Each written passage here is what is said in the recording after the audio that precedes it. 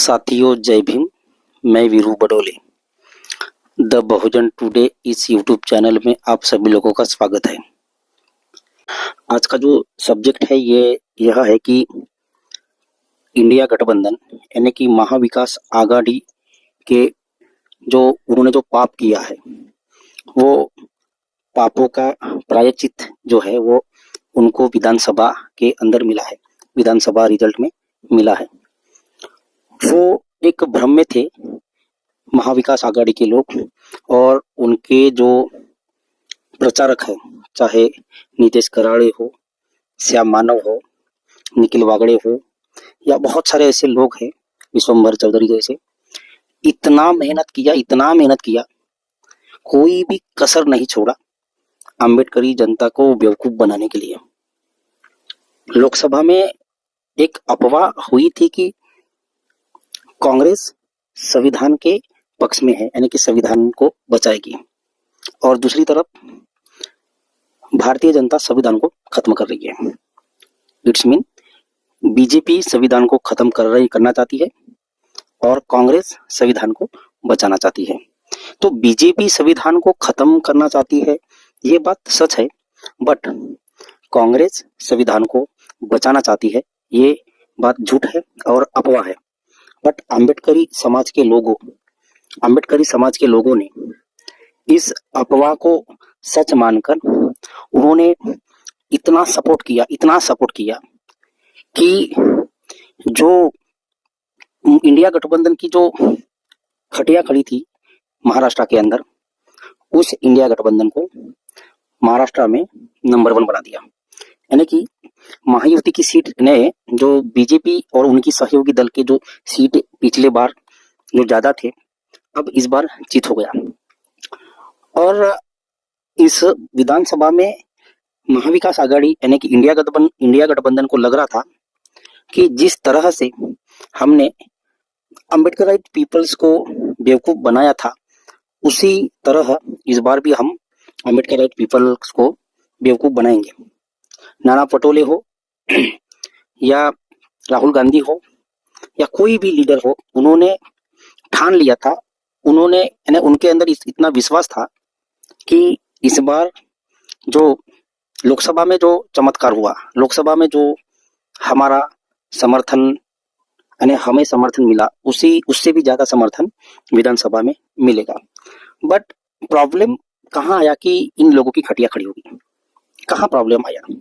तो मैं आपको बताना चाहता हूँ कि ये पारिवारिक पार्टी यानी कि इन्होंने कांग्रेस पार्टी या उनके जो सहयोगी दल है उसको इन लोगों ने ऐसा साबित किया कि ये जो पार्टियां है ये परिवार के लिए है।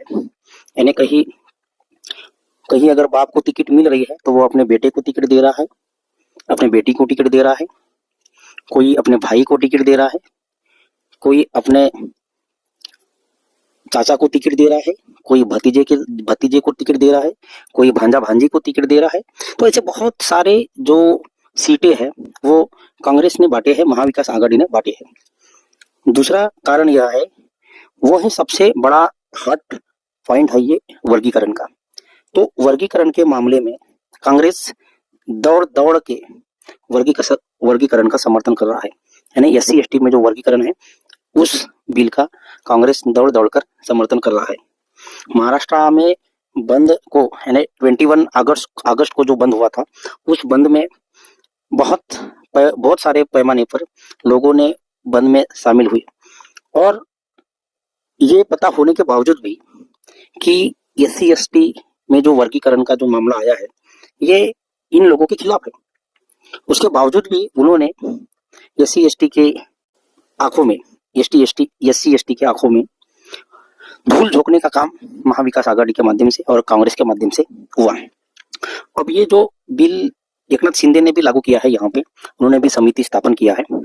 अब इसका विरोध जो है किसी ने भी नहीं किया, ना उद्धव ठाकरे ने किया, ना नाना पटोले ने किया, ना राहुल गांधी ने किया, ना शरद पवार ने किया, कोई भी नेता ने इस बिल का विरोध नहीं किया, बल्कि ये समर्थन में खड़े हैं। इनको लग रहा था कि अगर हम वर्गीकरण की बात नहीं करेंगे तो शायद ये लोग भूल जाएंगे, बट ऐसा नहीं हुआ। और इस बार जो है महाविकास आघाड़ी को चित कर दिया, महाविकास आघाड़ी को चित कर दिया। तो लग नहीं रहा था, किसी को भी नहीं लग रहा था, इवन महायुति के लोगों को भी यह लग नहीं रहा था कि इतनी बड़ी तादाद में हम लोगों को सपोर्ट मिलेगा, इतनी बड़ी तादाद में हम लोगों को सपोर्ट मिलेगा, यह महायुति भी सोचा नहीं था। बट जो खटिया खड़ी हुई है महाविकास आघाड़ी की, तो ये जो कारण है, ये कारण है कि इन्होंने जो पाप किया है, इन्होंने जो SC ST के आंखों में धूल झोंकने का जो काम किया है, और इस वजह से महाविकास आघाड़ी को चित किया गया है महाराष्ट्र के अंदर। इससे ये साबित होता है, इससे ये पता चलता है कि झूठी राजनीति, झूठा वादा ज्यादा दिन नहीं टिकता।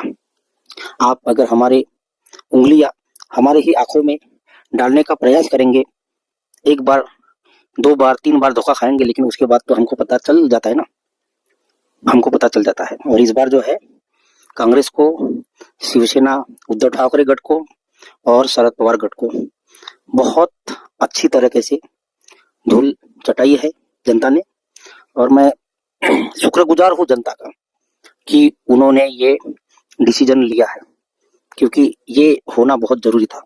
क्योंकि इनका घमंड, इनकी दलित विरोधी सोच, इनकी आदिवासी विरोधी सोच, इनकी OBC विरोधी सोच, ये जो है ये लोगों को समझ में आने लगी है, और इसीलिए महाविकास आघाड़ी की खटिया खड़ी जो है लोगों ने किया है।